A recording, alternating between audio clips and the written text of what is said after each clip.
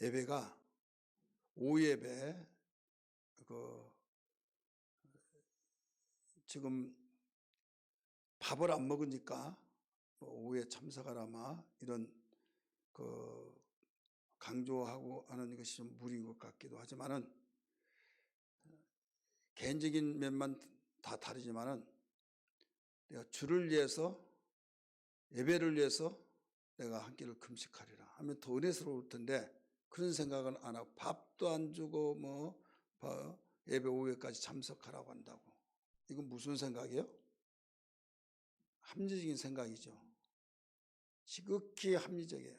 그런데 그렇게 생각하면 한도 끝도 없죠. 밥을 주기 싫어 안 준 것이 아니라 못 주게 하니까. 그러다가 보니까 이제 오후 예배가 아예 안 드린 걸로 안착이 된 거예요. 안착되다 보니까 한 번, 두 번, 세 번, 네 번 하다 보니까 나중에 습관화되어서 그게 내가 이제 드리라고 하더라도 들 수도 있어요. 개인적으로 볼 때. 그런데 습관이 가고 싶은 거예요. 가고 싶고 나중에 가서 특별히 바쁜 일도 아닌데도 불구하고 나 가야 된다고. 뭐하러? 개인마다 다 다르겠죠. 예배가 등한시되어지고 예배. 그래서 이 습관이 얼마나 중요한지 몰라요. 이런 말을 해야 하나 하지 말아야 하나 하면서 내가 무슨 말을 해야 하느냐고 물어본 이유가 그래서 그런 거예요. 이 코로나가 뭐길래 이제 지금 코로나가 막 수천 명씩 만 명 넘었죠.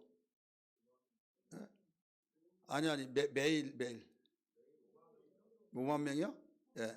그러면 단계가 더 강해야잖아요. 아니 200~300명 나왔더라도 대단하게 막 그냥 1단계, 2단계, 3단계만 하는데 이제는 그렇게 많이 나오더라도 1단계예요 지금. 왜 그래요? 역사는 이제는 말할 때가 있다. 그때가 이제 있을런지 모르겠지만은 그래서 전천후라는 것이 중요해요. 때를 얻든지 못 얻든지. 오늘 제목이 깨어 있으라 제목입니다. 그 제목을 안 고치고 지난주 그대로 나간 것 같아요. 우리 한번 따라서 합시다. 깨어 있으라. 깨어 있는다는 것은 뭐냐? 여러분이 어떤 여행을 가기 위해서 비행기 티켓을 샀다고 봅시다. 그럼 몇 시 비행기다. 공항에 몇 시 비행기니까 여기서 몇 시까지 몇 시에 출발해야 된다. 잠을 준비하려고 늦게 잤어요. 그럼 늦게 잤으니까 모르겠다 잠 깨면 가고 깨지 못하면 못 가는 거지 뭐. 그렇게 편안하게 잠잘 수 있을까요? 왜 대답을 못해요?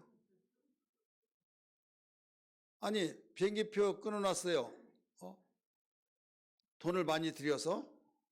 근데 아주 잠을 충분히 자야 된다라고 생각해 일찍 준비해놓고 일찍 자면 괜찮은데 준비가 미비해서 또 때로는 준비를 했더라도 막 환상에 젖어가지고 이제 준비를 해서 근데 잠이 안 오는 거예요.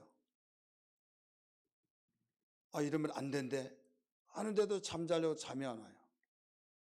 어떤 사람은 준비를 덜 해서 준비 아니라고 잠을 못 자고 어떤 사람은 너무 좋아서 잠을 못 자고 그러다 보니까 어느 순간에 깜빡하고 못 갈 수가 있잖아요. 알람을 1차, 2차, 3차 막 놓고 그때 알람이 울리면 이게 뭐야 하면서 새벽 예배에 일어나라고 할 때 그냥 꽉 눌러놓고 나중에 어찌 못 나왔냐고 못 참석했냐고 하면 뭐라고 그래요 대부분? 소리를 못 들었다고 고장이 났다고 대부분 그렇게 말을 합니다. 못 들었다. 분명히 내가 해놨는데 알람이 안 눌러졌다고, 뭐 맞춰진 것이 풀어졌다고, 이상하다고. 이상하기는 뭐 이상합니까? 기계는 거짓말이 없다 해가지고 군대에서요, 기계가 그러면 거짓말이냐, XS 했기 막 하면서 막 기계는 거짓말이 없다는 거예요. 자, 여기에서 우리가 깨있다고 한 것은요, 단 30분 동안 자더라도 긴장돼 가지고 내가 잠을 이루지 못하고 벗으러 가면 그때 벌떡벌떡 일어나는, 이게 깨있는 거예요. 그럼 우리는 지금 비행기표를 끊고 거기에 가기 위해서 준비해 놓고 거기에 비행기를 타지 못하면 손실이 많이 있죠. 경제적인 손실, 가지 못해서 손실, 그러니까 그 손해 안 보고 가고 싶고, 그러니까 깨 있는 거죠. 그러면 우리 주님이 오신다고 가정했을 때 냉정하게 판단해서 주님 오실 때 내가 깨 있지 못한다고 하면 어떻게 할까? 한번 생각해 본다고 한다면, 육신에 관한 것이 더 중요하냐, 영적인 관한 것이 더 중요하냐, 한번 생각해 보라 이거죠. 여기 오후 예배 참석하실 분들은 받을 만한 그릇이 되기 때문에 말씀하는 거예요. 육신적인 면에서 육신의 안락을 위해서, 평안을 위해서, 누림을 위해서 여가 생활 속에서 모처럼 계획하는 일에 거기서는 그렇게 준비하고 그렇게 깨어있고 타지 못할까 봐, 놓칠까 봐, 놓치면 나는 손실이 이만저만 아니고 정말 까마득하다이죠. 그렇다면 예수님 오실 때 내가 깨어있지 못한다고 한다면 어떻게 할 것인가? 한번 생각해 본다고 한다면, 지금 밥이 문제가 아니고 우리는 긴장을 하면서 세상에 이런 긴장하면서 살면요 병들어 버립니다. 긴장하면. 근데 하나님은 신기하게도 하나님이 모든 방책을 다 세우셔서 그의 나라와 그의 의를 위해서 영혼의 때를 위해서 긴장하면 병이 있던 것도 나사요. 병이 낫는다니까요. 건강이 회복되어지고 우리의 심령이 회복되어지고 우리 육체가 고침을 받고, 그렇기 때문에 이건 맛을 본 사람만이 알아요. 너희는 하나님의 선하심을 맛보아 알지어다 라고 가르쳐 주셨죠. 그렇기 때문에 우리는 때가 가까울수록 더 깨어 있어야 하는데 때가 가까울수록 더 잠을 들고 있다. 이 사람은 복받지 못한 사람입니다. 따라서 합시다. 때가 가까울수록 깨어 있어야 된다. 그런데 때가 가까울수록 잠들고 있다. 이것은 뭐라고 변명할 수가 없이 주님이 오실 때 맞이하지 못한다고 한다면 어떻게 되냐? 나는 나는 하나님 인을 맞았으니까 나는 맞이할 수 있어. 아니, 기도도 않고 깨어있고 참석도 않고, 예배 참석이야만 깨어있는다 이 말이 아니에요. 예배 참석하면 거기에 뭐가 있느냐? 말씀을 듣고, 말씀을 들으면 내가 영의 양식을 먹고 주님과 교제가 이루어져요. 또 기도하고, 기도는 영적 호흡이요 하나님과 교제요. 나의 부족하고 내 사정을 알고 하나님께 아뢰일 때 하나님이 들어주시고, 여러분 사람이 가지 말아야 할 것을 또 가고 또 가고 또 간 이유는 뭐예요? 맛을 알았기 때문에. 알코올을 먹지 말라 하는데 또 마시고 또 마시고, 도박을 하는 사람이 이러면 안 된대. 그러면 또 하고 또 하고, 도박의 맛을 알고 그 어떤 마약의 맛을 알고 가지 말아야 할 곳을 갈 수밖에 없는 것은 그 맛 때문에 나중에 덫에 덜커덩 걸려버리고, 그러면 그때 돌이킬 수가 없다 이거죠.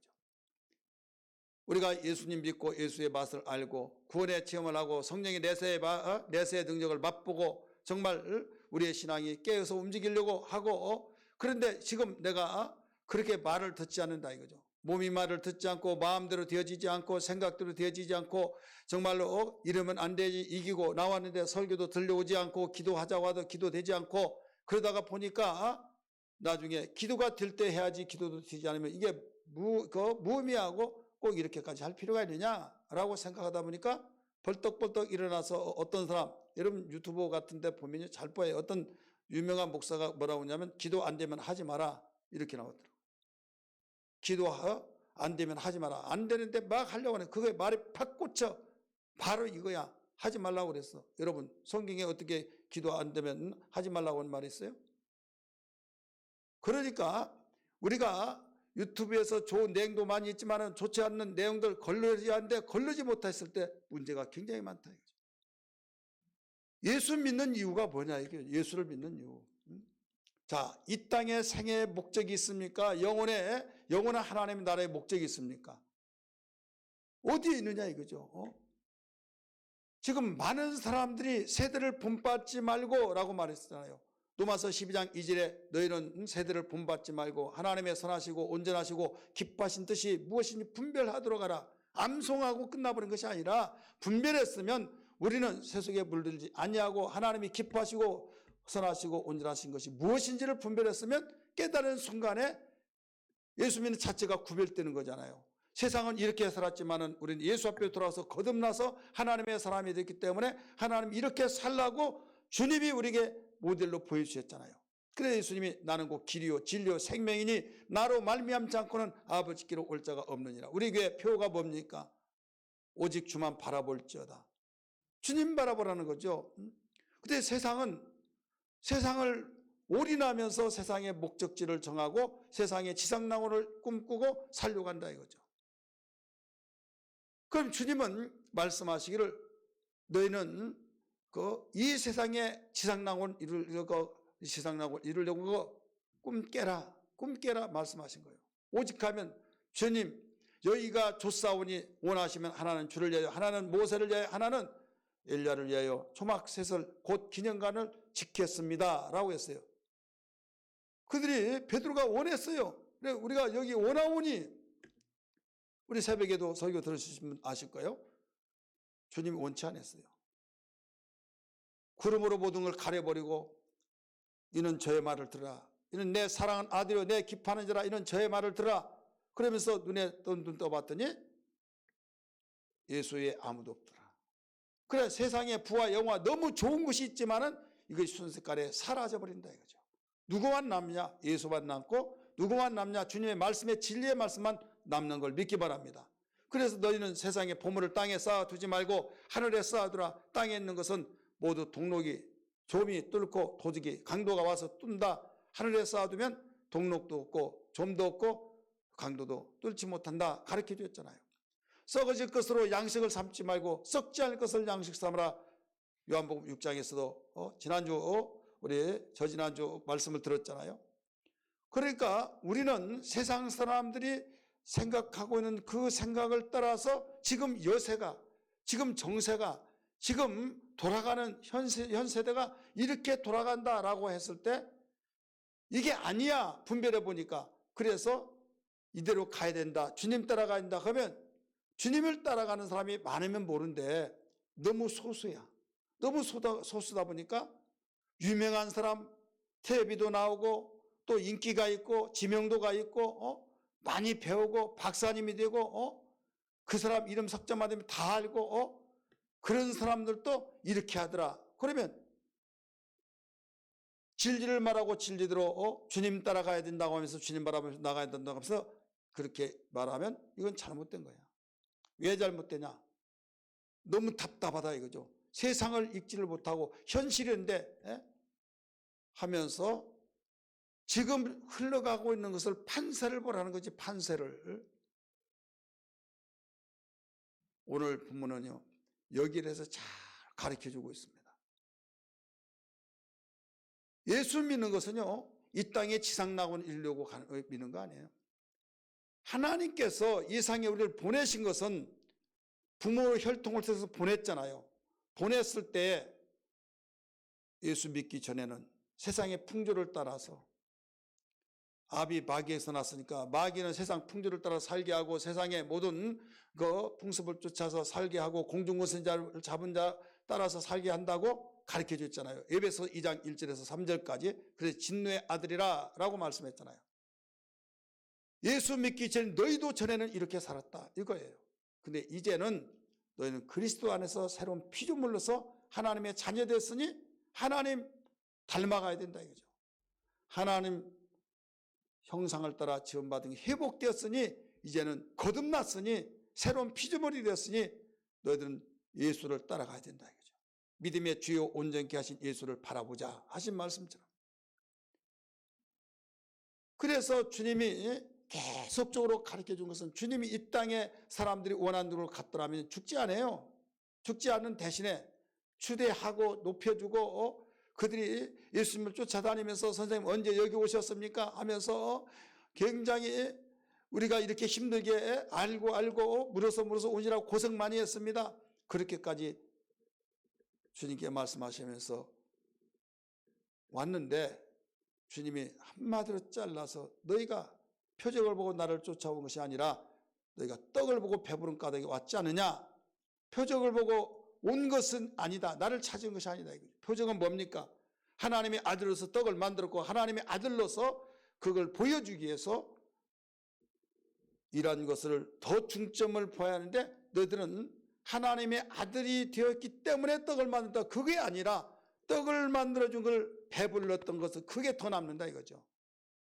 우린 기도를 하더라도 그에 따라와 그 일을 위해서 기도하는 것보다도 내가 이 땅에서 기도해서 응답하는 그게 더 나에게 집중적으로 관심이 있고 집중적으로 그게 마음에 와닿고 그렇기 때문에 하나님의 응답을 많이 받았다 할지라도 그렇게 구원을 받았고 하나님을 내가 고맙고 감사하고 내가 이보다 더 큰 은혜가 어디 있냐고 말한다 할지라도 나에게 이 땅에 어떤 어려움을 통해서 기도하더라도 응답이 없을 때 그것 때문에 시험이 들고 그것 때문에 실망이 되고 그것 때문에 우리 자신이 절망의 상태에서 시들어지는 닭병이 들어버린다 이거죠.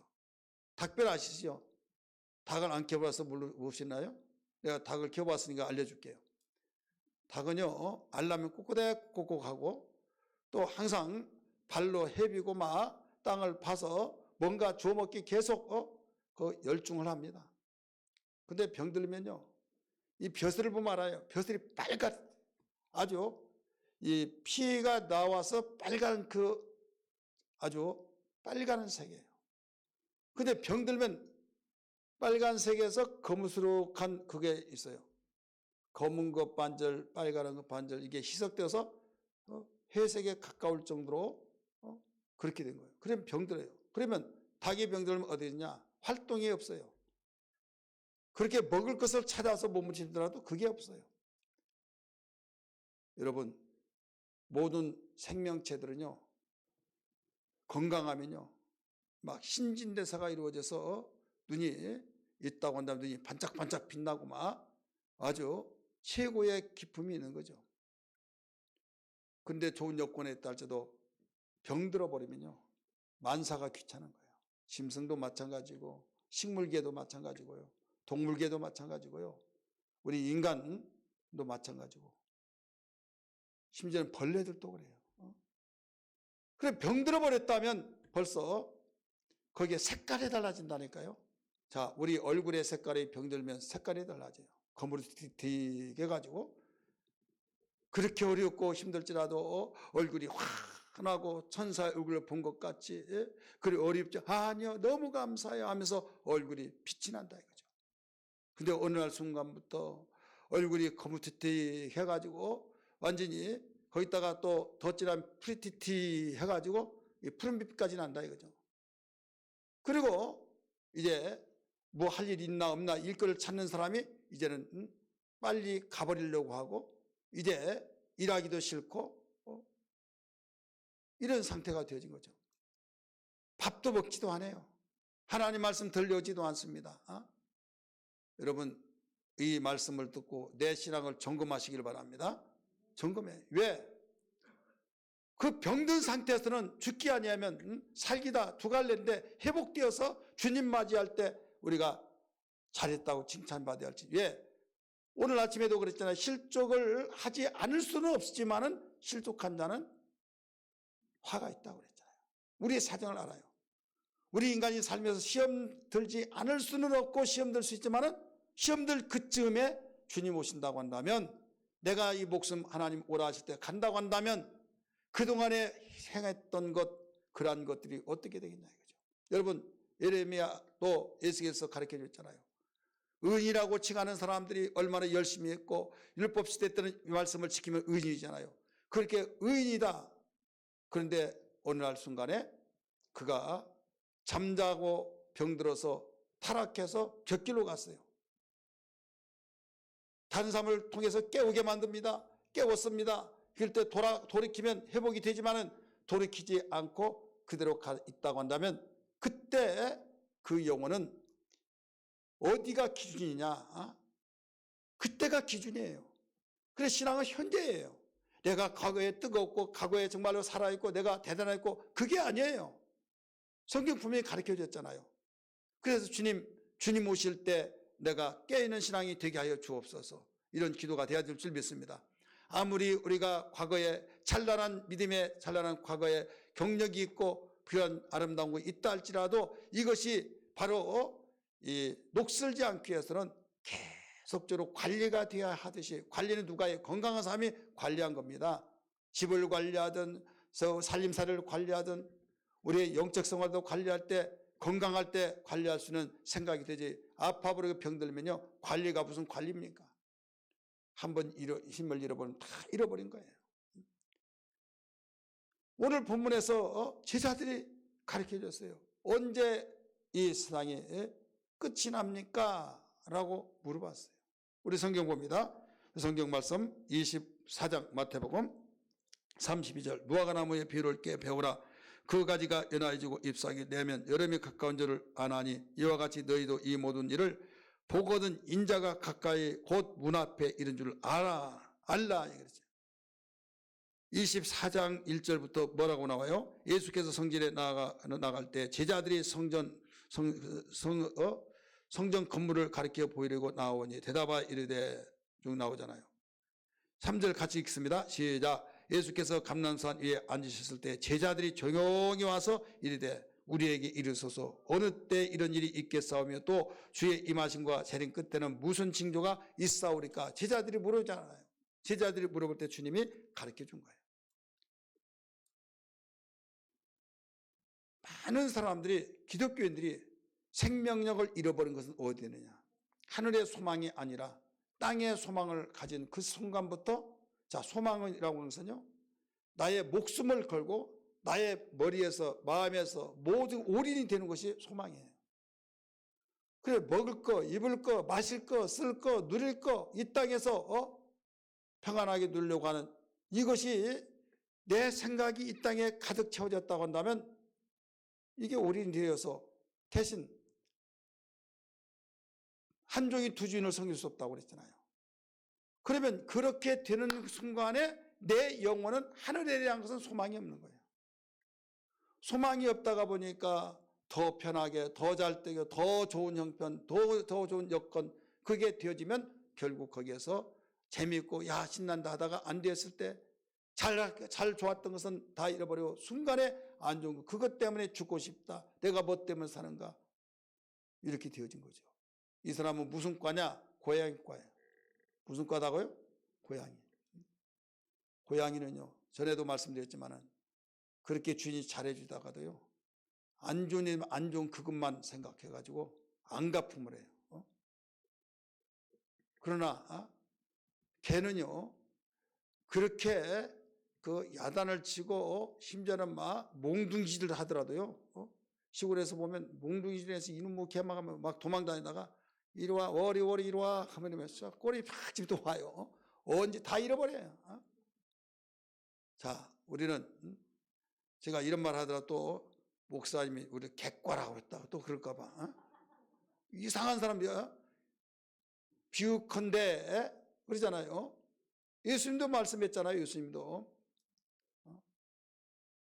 너희 자녀가 떡을 먹는데 개에게 던져줄 수 있겠느냐 물어봤잖아요. 우리는 건강한 신앙은요 아무리 어렵고 어려운 일이 있다 할지라도 주님의 은혜만 생각하면서 주님의 은혜 감사해서 이겨내는 것을 믿기 바랍니다. 할렐루야. 왜 하나님이 고양이 같은 성격을 가지고 바로 고양이 같은 그런 짐승도 있고 개 같은 짐승도 있고 이런 설명을 잘 해주라고 그런 것 같아요. 꼭 반대예요. 그리고 고양이는 기분 나쁘면 어떻게 해요? 꼬리를 올려요. 개는 기분 좋으면 꼬리를 올려요. 반대잖아요. 개는 기분 나쁘고 무섭고 그러면 꼬리를 내려요. 고양이는 기분 좋으면 꼬리를 내려요. 그러니까 서로 앙숙이거든요. 우리는 세상을 살면서 오직 주만 바라볼 수 있는, 골로새서 3장 1절에서 2절 말씀 보면 너희가 죽었다가 살리심을, 예수 그리스도와 함께 죽었다가 살리심을 받았으면 위의 것을 찾으라, 땅의 것을 생각하지 말라라고 말씀했어요. 이런 말씀들을 많이 듣다 보면요, 목사님은 현실 세계를 완전히 무시한다고, 등지라고 한다고 이렇게 생각할 수가 있을 거예요. 등지란 것이 아니에요. 우리가 세상에서 살지 우리가 하늘의 공중에 산 거 아니잖아요. 우리 삶의 목적이 어디냐 이거예요. 목적 있는 삶을 살자 이거죠. 따라서 합시다. 목적 있는 삶. 목적 있는 삶이 어디냐? 이 땅이냐 하늘이냐 이거예요. 예수님이 이 땅에 하늘로 올라가실 때 우리를 남겨놓으시고 위에서 기도했잖아요. 왜? 해야 할 일이 있다는 거죠. 종종 많이 듣지만은 장갑은 무엇을 위해서 있다고 그랬어요? 손을 위해서 있잖아요. 손을 본떠 가지고 만들잖아요. 양발과 신발은 발을 본떠 가지고 바로 만들고. 그래서 장갑은 무엇을 위해서 있어요? 손을 위해서 있는 거예요. 발과 그 양발과 신발은 발을 위해서 있듯이 우리는 무엇을 따라서 만들었어요? 하나님의 형상을 따라 모양대로 지었기 때문에 우리는 무엇을 위해서 있느냐? 누구를 위해서 있느냐 이죠. 주님을 위해서 있다는 것을 믿기 바랍니다. 그래서 무엇을 먹든지 마시든지 주의 영광을 위해서 하라. 찬송을 받게 하기 위해서 지었다. 영광을 받게 지었다고 가르쳐주고 있잖아요. 우리는 하나님 없이는 살 수 없다는 것을 알아요. 근데 하나님 없더라도 살 수 있다는 것이 느껴져요. 돈만 있으면 산다라고 느껴진다 이거죠. 얼마나 교묘하고 얼마나 정말로 우리에게 보이는 것 느껴지고 과학이 발달되고 의학이 발달되고 학문이 발달되어지고 살기 좋은 세상이 되어서 문명화가 되어서 정말 옛날 사람들은 참 불쌍하고 모든 문명 혜택을 받지 못했으니까 이렇다라고 생각이 들 정도로 그렇다 이거죠. 그런데 그러면 우리는 더 잘 살고 행복하게 살았는데 자살 일이 더 많고 더 불행한 실험수가 더 많고 세상에 행복 지수를 조사했는데 못 사는 나라일수록 행복 지수가 높다는 걸 잘 알고 있잖아요. 선진국일수록 행복 지수가 낮아요. 행복하냐? 나 행복하지 못하다고. 아프리카 기아 속에서 힘든 가운데서도 너무 행복하다고 하면 새카만 얼굴에다가 이빨을 아주 하얗고 막 웃는 가운데서 그런 치아가 보일 때요. 그렇게 깡말라가지고 그렇게 기아 현상 속에서 생활한 가운데서도 너무 기뻐하고 너무 감사히 여기고 고맙게 여기고 그렇게 못 산데 어떻게 그럴 수 있을까요? 아무리 못 살고 힘들지라도 행복이 있고 아무리 잘 살더라도 공허하고 불행이 있고 이것은 행복은 좋은 여건만 갖춘다고 해서 얻어진 건 아니다. 수없이 들었잖아요. 따라서 합시다. 문명을 누리고 문화 혜택을 보고 사는 것은 편리할 뿐이지 행복이 있는 것이 아니에요. 분명히 알아야만 됩니다. 많은 사람은 속고 있어요. 모든 걸 다 갖춰놓고 살면 너무 행복한 걸 착각하고 있다 이거죠. 그러면 과거의 사람들은 다 불행했게요? 아니다 이거죠. 과거의 사람은 감사거리가 하나도 없게요? 아니다 이거예요. 오히려 과거에 사는 사람들이 더 어려운 가운데 전쟁 통해서도 더 궁핍 속에서도 정말 굶어 죽을 위기 속에서도 감사 찬송이 더 많이 나왔고 하나님 도와주세요. 하나님 없이 살 수 없습니다라고 고백이 되었다고 한다면 오늘날은 과거보다 보면 비교할 수 없을 정도로 잘 살고 평안하고 또 정말로 누릴 것이 많이 있음에도 불구하고 오히려 더 불쾌지수가 높고 한도 끝도 없이 욕심이 아무리 채우고 채우더라도 공허합니다 이거죠. 그래서 하나님의 행복으로 행복해야 될 줄 믿습니다. 따라서 하나님의 행복으로 행복해야 된다. 하나님의 행복으로 행복하지 못하면 온전한 행복이 될 수가 없어요. 하나님의 행복으로 행복한 자는 전천후의 행복이 된 걸 믿으시길 바랍니다. 그래서 주님이 내가 평안을 너에게 주노니, 내가 내 기쁨을 너에게 주노니. 주님은 이 땅에 어려운 고통, 비파, 이단 계수 소리를 들으면서도, 귀신의 왕이 들었다고 하는 그런 말 소리를 듣더라도 자기가 만든, 당신이 만든 피조물로부터 뺨을 때림을 받고 침을 뱉고 옷을 찢어버리고 그 부끄러움을 다 보여주기까지 그들이 부끄러움을 다 들쳐내버렸어요. 여러분, 감정이 없는 분이 아니에요. 다 감정이 있어요. 그럼에도 불구하고 아버지의 뜻을 이루는 일을 한다는 그 자체를 통해서 엘렐리 라박사박다니, 원망 소리가 아니에요. 나의 하나님, 나의 하나님, 어찌하여 나를 버리셨습니까? 거기에서 원망의 소리도 들려진 사람이 많이 있지만은 이것은 나의 하나님, 나의 하나님, 어찌하여 나를 버리시면서까지 아들을 통해서 영광을 받으시고 아들을 통해서 버리시면서까지 인간을 사랑하시고 구원하시는 아버지의 뜻에 내가 동참하게 하신 것을 감사합니다. 감사 기도한 거예요.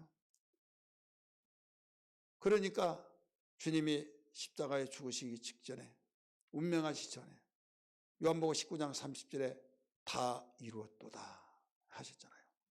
다 이루었도다. 그 한마디가 그 엘렐리 라박사박다의 그 기도 속에 다 한마디가, 그 기도 내용이 그 속에 들어있는 거예요. 죽으면서 원망하지 않았다 이거예요. 오히려 나를 버리시면서까지 사랑하신 아버지의 사랑을 감탄했습니다. 아들을 죽이시면서까지 인간을 사랑하신 아버지의 그 사랑을 내가 알았습니다. 그 뜻을, 아버지의 그 뜻을 다 이루었습니다. 다 이루었도다. 그러니까 주님의 가장 충만한 그 순간에 영원히 떠나시더라 라고 말씀했잖아요. 3일 만에 부활하셔서 하나님의 일을 또 하시고 며칠 동안, 40일 동안 하늘로 올라가시고 보좌 우편이 준비된 곳에 앉으시고 이제 다시 오실 그 예수, 이제는 죽으러 오신 것이 아니라 심판하러 오시고 만왕의 왕으로 오신다는 걸 믿기 바랍니다. 그러면 이것이 단순한 예수의 그 역사의 스토리로만 끝나버리면 안 된다 이거죠. 예수님이 가신 그 길이 우리의 가는 길이고 예수님이 받는 그 고난의 길이 우리의 고난의 길 가는 길이요. 그런데 한 가지 분명한 것은 죄를 짓고 고난받는 것은 자랑거리가 아니에요. 회개할 일이요 부끄러운 일이지만은 주님이 가신 그 길을 주님 말씀대로 살아가기 위해서 깨어있고 그 길을 가는 것은 우리는 아름다움이 있다는 걸 믿기 바랍니다. 베드로가 그걸 고백했잖아요. 베드로 전서 2장 19절에서 21절에 너희가 애매히 받는 고난은 참으면 아름다우니라. 죄를 짓고 고난받으면 무엇이 유익하리요 하면서 이를 위해서 그리스도께서 너희를 불렀다. 그의 자취를 따라오게 하려 하심이라. 할렐루야. 이것을 위해서, 고난을 위해서 너희를 불러냈다는 거예요. 그래 우리는 세상을 살면서 구별된 사람으로서 세상 사람을 이렇게 살아가는 그 환경 속에서 예수님을 믿고 보니 거듭난 자로서 주님이 이렇게 살아가야 된다. 먼저 길을 깔아놓고 이리로 와라 이거예요. 주님이 가신 그 길이 우리가 가야 할 길이라는 걸 믿기 바랍니다. 그러니까 우리는 고난받는 것이, 과거에는 죄를 짓고 고난받아서 회개할 일이요 하나님께로부터 모든 것이 차단되고 죄 때문에 하나님과 단절되어졌지만 이제는 주님 말씀을 따라 가다 보니까 영광을 위해서 가는 길이기 때문에 고난이 아니라 그 속에 영광이 숨겨 있는 것을 알고 기뻐해야 될 줄 믿습니다. 할렐루야. 세상은 이걸 몰라요. 주님은 알았기 때문에 여기에서 당신을 위해서 정말 울고 불고 했던 여인들을 향해서 예루살렘의 딸들아 나를 위해서 울지 말고 너와 네 자녀를 울어라. 왜 그런 줄 아세요? 당신은 나 불쌍하다고 여인들이 울었지만 나 위해서 울지 마. 나는 잠시 후에는 살아나고 그 다음에 하나님의 영광의 자리를 나는 갖기 위해서 거기 올라갈 것이고 나중에 와서 심판해 주러 만왕으로 온다. 너희들은 잠시 후에 너희들을 아이들을 맺혀서 맺힌다는 걸 아죠. 왜 아세요? 그 옛날 인절미 만들 때 절구통에다가 쌀 그 찐 거 걷다 놓고 막 가서 매를 치잖아요. 그래서 애들을 그렇게 매를 쳐서 박살나버리게 만들고 거기에 일어날 앞으로의 환란의 모든 일들을 다 예언하고 있으면서 나의 위해서 울지 말고 너와 네 자녀를 위해서 울라 가르쳐 줬잖아요. 오늘 우리는 만약에 이 상에서만 살고 끝나버린다면 이 상에서 우리가 가장 예수 믿는 사람이 불쌍한 사람이다라고 바울은 말했습니다. 우리가 전판 예수 그리스도의 복음을 증거하는 거짓말적으로 이증이 될 것이고 더 나아가서 부활이 없다면 가장 이 생에서 불쌍한 사람이 될 것이나 부활이 있기 때문에 소망이 있다고 하면서 예수 그리스도는 우리의 부활의 첫 열매가 되었다고 고린도전서 15장 20절에서 말씀하신 걸 믿으시길 바랍니다. 할렐루야. 첫 열매라는 것은 예수님이 생명이시기 때문에 부활해서 살아났던 것처럼 우리들도 주님을 따라서 우리가 예수 생명이 있기 때문에 살아난다 이거죠. 고난에서 끝난 것이 아니라 고난이 영광으로 바뀌어진 주님의 모습과 같이 되어진다 이거지. 그러려면 어떻게 하냐? 주님 가신 길을 가고 주님이 가신 그것을 바라보면서 가야 된다 이 말씀이에요. 이것이 깨어있는 거예요. 그러니까 우리 육체는 땅에서 나왔기 때문에 땅의 것을 가지고 살라고 계속적으로 잡아 당깁니다. 우리 영혼은 하나님께로부터 왔기 때문에 거듭난 것은 하나님께로부터 거듭났기 때문에 우리 영혼은 하나님을 찾습니다. 내 영혼은 하나님을 찾고 하나님께서는 그 성령의 역사를 통해서 우리의 영혼에게 계속적으로 촉구합니다. 그럴 때 내 육체 수를 듣고 내가 그쪽으로 따라가면 가운데서 마음의 운전을 제대로 못해서 결국은 내 육체가 내 마음의 한 구석에 남아 하나님의 뜻대로 살려고 한 것이 송두리째 끌려가서 바로 육체를 해버리면 결국은 영적 생활은 시들어져 버린다 이거죠. 이게 반복적으로 계속되어 버리면 이제는 의욕도 없어져요. 이기려고 막 몸부림치고 팔쓰는 것 같지. 팔쓰면 어떻게 합니까? 서로 이기려고 막 힘을 쓸 때 그때가 좋은 거죠. 나중에 꺾여져 버리면 나 졌어. 끝난 거예요. 이 시간에 여기에 계신 분들 정말 내가 이렇게만 안 되지. 나 기도해야 된다. 나 말씀 보여야 된다. 내가 정말 전도도 해야 된다. 내가 정말로 그 뜨거웠던 그것이 정말 내가 가장 그리웠어. 정말 그 애통하고 심령 정말 애통이 여기면서 몸부림치는 그 순간 이게 어떻게 보면 마지막이라는 사실을 알아야 말입니다.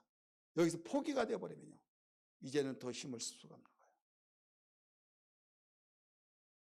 하나님은 항상 때를 주시고 핑계치 못하게 그런 만듭니다. 어떤 사람이 교회 안 나오니까 기도 안 하니까 편해? 아니요. 너무 괴롭다고. 그냥 빨리 나가야죠. 또 이야기 계속하면요. 편해? 그러면 편하지 않지. 이렇게 편하면 되겠나? 라고 하면서. 그러다 또 이제 한 달쯤 돼서 물어보냐. 옛날에는 막 괴롭고 그런데 좀 편하더라고.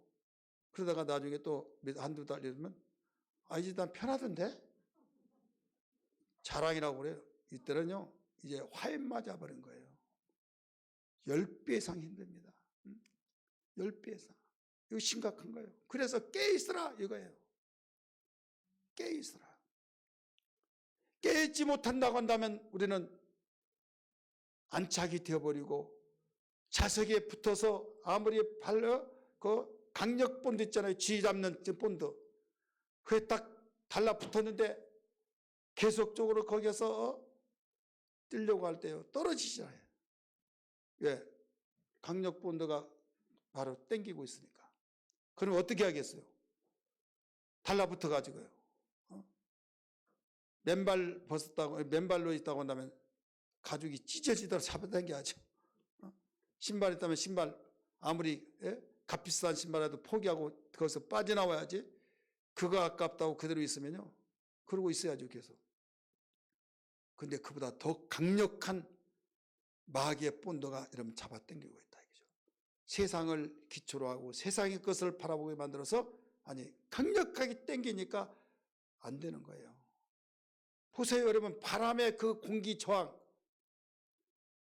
겨울에는 북풍이 불죠. 나는 북쪽으로 가요. 그러면 힘들어요 안 힘들어요? 힘들죠. 자기를 낮춰야 해요. 고개 뻣뻣하게 가면요, 바람이 얼마나 세든지 뒷걸음질합니다. 나가려고 마음은 하지만은 계속 저항해서 밀려난다 이죠. 가려고 하면 힘든데 그래도 나갈 수 있는 방법이 하나 있어요. 최대한 낮춰야 해요. 최대한 낮춰서 저항을 받지 않을 수, 이건 겸손을 말하고 있는 거예요. 나는 죽었다 하면서 그래도 가야 하리라 하면서 낮춰서 저항을 받지 않을 수 있도록 가는. 그럼 또 허리 아프잖아요. 딱 일어납니다. 일어나면 또 쭈르륵 밀려들어요. 그래도 5m 갔는데 3m 밀려났으면 2m는 앞서 갔잖아요. 그렇게라도 가다 보면 나중에는 저항을 이겨내요. 독수리가 그냥 독수리가 되는 것이 아닙니다. 사랑하는 성도들이요, 우리는 이 시대가 지금 이런 시대를 맞이하고 있다는 것을 알아야 될 줄 믿기 바랍니다. 영혼의 때를 위해서 살아야 될 줄 믿기 바랍니다. 주님이 언제 오실지 알지 못하는 이 가운데 대부분 하도 많이 듣고 이제는 그 소리도 듣지도 못한 시대가 됐어요. 예. 과거에는 예수님 오실 때 막 그런 말하면 정신 차리고 그런데 이제는 완전히 그 말도 먹혀지지도 않아요. 예. 뭐 어제 오늘이 아니 옛날부터 그랬는데 지금까지 하는데 뭐 우리 생전에 설마 예수님이 오실까 보냐 하면서 생각하다 보니까 느슨해지죠. 우리 옆에 분에게 물어봅시다. 예수님 오십니다. 속히 오십니다. 그렇게 말하세요. 속히 오신다고 말해보세요. 정말 우리 집사님 우리 생전에 오실까요? 한번 물어봐요. 우리 생전에 오시겠냐고.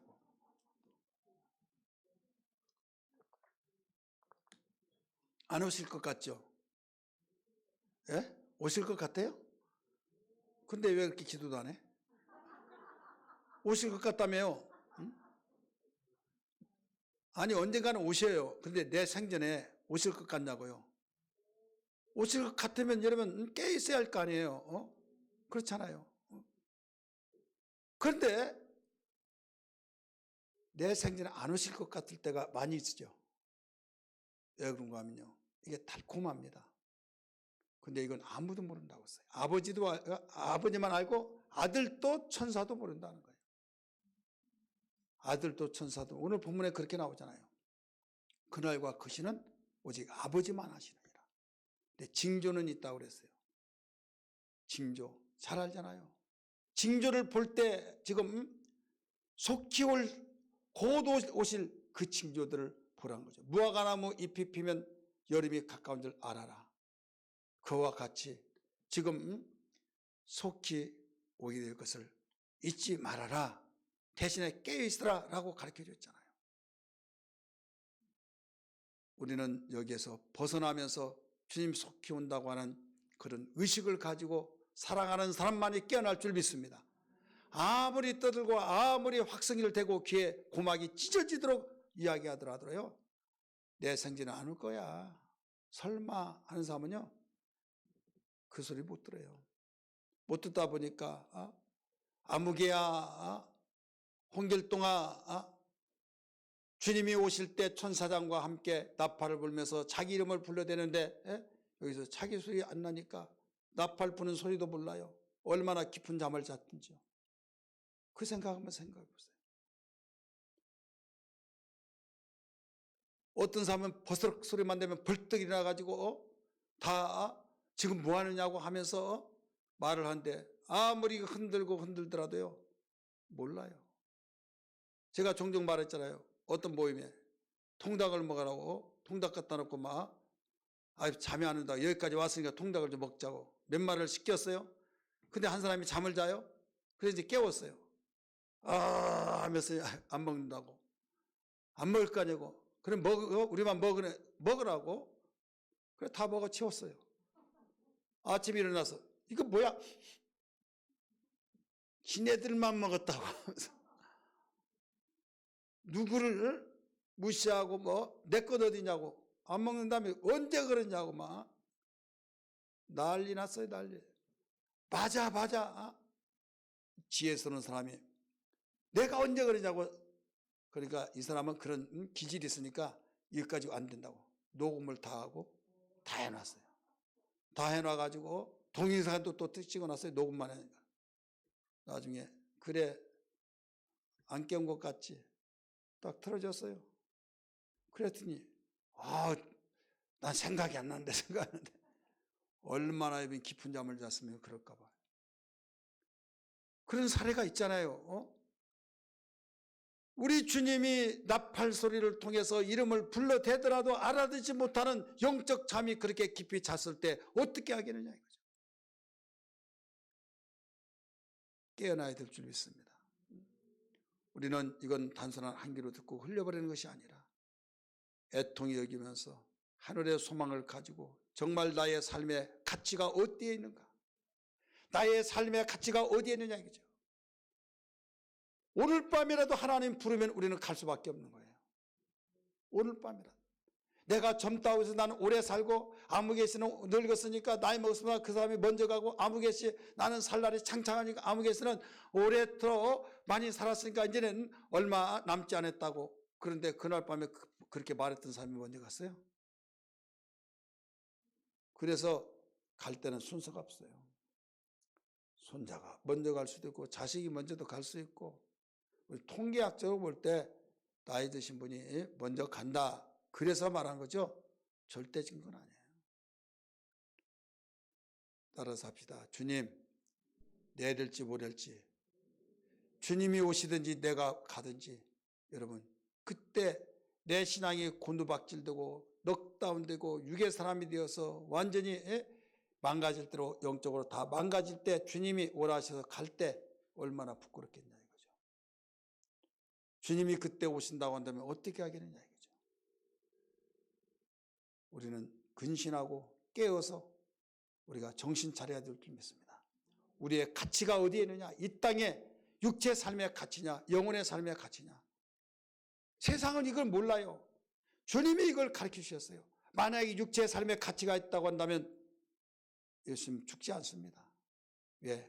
이 땅에 와보니까 주변에 모든 사람들이 살려고 거짓말하고 살려고 쌈박질 일어나고 살려고 모든 정말 수단 방법을 총동원시켜서 야단법석인데 예수님은 죽으러 오셨으니까 보내심을 받고 죽어야 된다고 하는데 다 두리번을 볼 때 다 살려고 몸부림친다 이거죠. 근데 예수님은 죽어야 된다. 자, 이상하지 않아요? 여러분 똑같은 거예요. 우리 예수 믿기 전에 우리가 그렇게 살았잖아요. 예수 믿고 나는 이제 주님의 뜻대로 살아야 된다. 그러다가 보니까 그들의 우리 주변의 숫자 사람들이 우리의 반대되잖아요. 이 땅을 위해서 먹을 거, 입을 거, 마실 거, 쓸 거 모든 것이 이 땅에 지상낙원을 이고 이 땅에서 행복하면 행복한 거고 이 땅에서 불행하면 불행한 거고 예수 믿는 사람 최고 행복하다고 하면 미쳤다 이런 말 하잖아요. 그런데 주님이 우리에게 길을 보여주시면서 하늘의 가치가 있기 때문에 내가 비록 못 살더라도 어려움이 있다 할지라도 주여 주여 하면서 하나님 나라를 바라보면서 주님이 오라 하면 게임 끝난다. 그래서 오직 하면 주님이 그렇게 부유하게 잘 살았다 할지라도 믿음이 부요치 하나님께 대해서 부요치 아니하면 어리석은 자라고 가르쳐 줬잖아요. 이해되시기를 바랍니다. 내 속에 있는 믿음이 하나님을 향하는데 이것이 부유하면 그 사람은 진짜 부유하지만은 물질로 부유하고 하나님께 대해서 부유함이 없다고 한다면 어리석다. 왜? 그걸 가지고 하나님께 부유한 것을 내세울 것이 없다 이거죠. 그래서 썩어질 육체로 썩지 않을 것을 거두기 위해서 우리는 힘쓰고 애써야 된다. 이것을 일러주셨습니다. 우리 깨어있기를 주님으로 축원합니다. 깨어있으라고 하는 말이 얼마나 많이 나온지 많이 나옵니다. 25장도 연결시켜 또 나옵니다. 25장에 세 가지 비유가 나오잖아요. 세 가지가 모두 천국에 대한 또 비유잖아요. 열천의 비유 속에서 거기에 깨어있으라고 또 가르쳐 주시잖아요. 주님이 이때가 언제냐면 마지막 날 밤에 마지막 성찬식을 다 하고 만찬을 하시고 지금 감람산에 가셔서 거기에 제자들이 앉혀놓고 이야기한 거예요. 그리고 25장으로 딱 넘어가서 마지막에 딱 가르쳐 준 거죠. 그 다음에 26장에 이제 붙잡혀 가는 거죠. 그러니까 할 일은 많죠. 가르칠 건, 할 일은 많고 가르칠 건 많은데 시간은 없죠. 그래서 주님께서는 제자들이 또 질문을 한 그런 가운데 곧바로 직접적으로 가르쳐 주신 내용이 깨어있으라고 가르쳐 준 겁니다. 주님이 오신데 나도 모른다. 아들도 모르고 천사도 모른다. 아버지만 아신다. 분명히 속히 오겠다 라고 말씀하셨어요. 우리는 한 귀로 듣고 흘려보내지 마시고, 주님 내 생전에 안다는 보장도 없어요. 주님 내 생전에 주님 오신다고 하면 기꺼이 주 예수의 어서 오시옵소서 손 벌리고 맞이할 수 있는 신앙이 되게 해달라고, 깨있게 해달라고 기도해야 될 줄 믿습니다. 깨있으려면 어떻게 하느냐? 결론적으로 말한다면 한마디로 말해서 성령으로 충만해야 될 줄 믿습니다. 따라서 성령 충만해야 된다. 성령 충만하면 어떤 현상이 나타납니까? 기도가 잘 되는 것으로 성령 충만의 증거가 됩니까? 성령 충만은 세 가지가 있어요. 하나는 말씀이 생각나고 말씀을 가르쳐 주셔서 하나님 말씀을 잊어버리지 않고 내 속에서 성령께서 일깨워져요. 그리고 진리 가운데 인도를 받아요.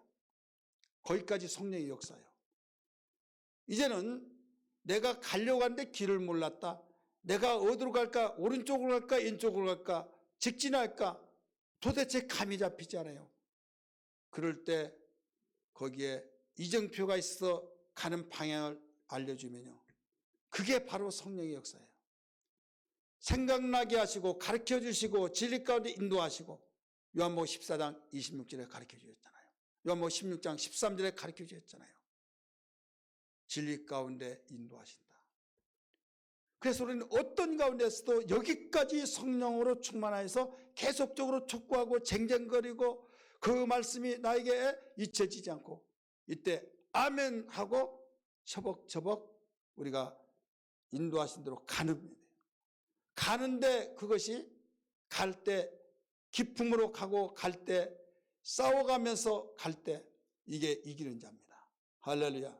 어떤 사람 힘든 거예요. 내가 힘들어하면 힘든 거예요. 한번 해보세요. 힘들어요. 네, 힘든 거예요. 그래서 우리는 선한 싸움이라고 했잖아요. 힘들지 않고 그냥 자동적으로 간다. 그건 강력하게 내가 있으면, 자, 지금 내가 북쪽으로 가요. 남쪽에서 바람이 강력해 불 때 가만히 있는데 막 총총 걸으면서 자동 걸어가지는 거, 이건 바람에서 밀려가는 것처럼, 이때는 몇 발자국 뛰면 금방 꽁꽁꽁 막 가는 것처럼 힘들지 않죠.